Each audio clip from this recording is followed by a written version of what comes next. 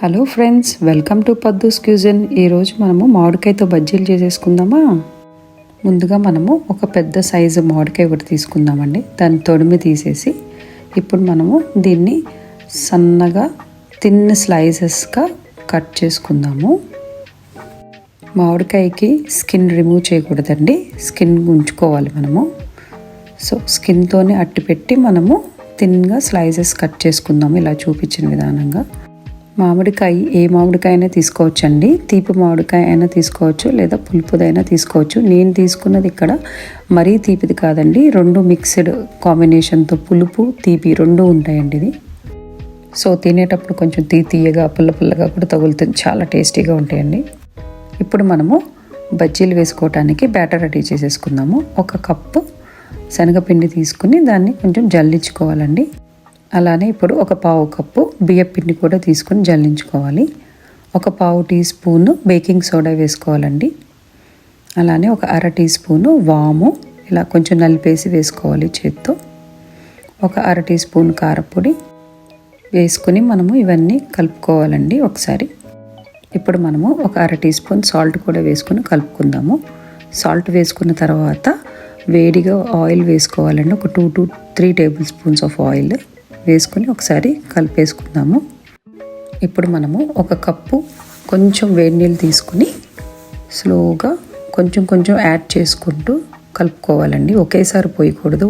Cup of water కొంచెం అంటే చూసుకోవాలి. ఒక కప్పు కానీ లేదా ముప్పావు కప్పు కానీ పడతాయండి.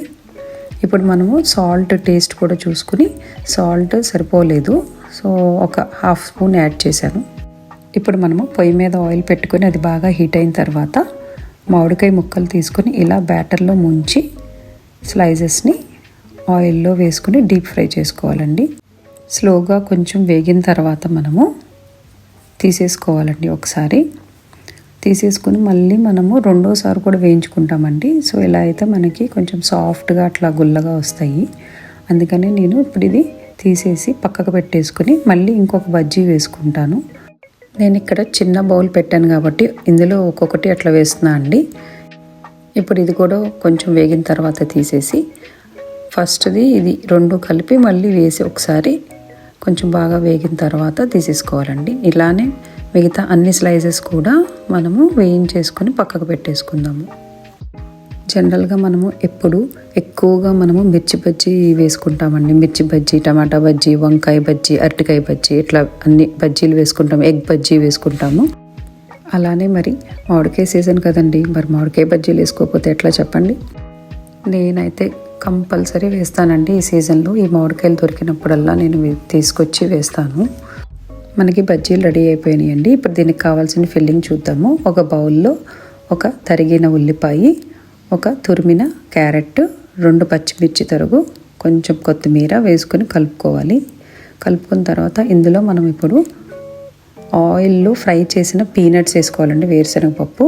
అలాగే ఒక అర టీ స్పూన్ చాట్ మసాలా, ఒక పావు టీ స్పూన్ కారపొడి, ఒక పావు టీ స్పూన్ ఉప్పు వేసుకొని బాగా కలుపుకోవాలి. ఇప్పుడు మనం ఈ మిక్స్చర్ని రెడీ చేసుకున్న బజ్జీల మీద ఇలా స్ప్రెడ్ చేసుకుందామండి. ఒక్కొక్క దానిపైన స్ప్రెడ్ చేసుకున్న తర్వాత మనం పైన మళ్ళీ రోస్టెడ్ పీనట్స్తో గార్నిష్ చేసుకుందాము. కొంచెం ఇలా నిమ్మకాయ కూడా పిండుకోవాలండి.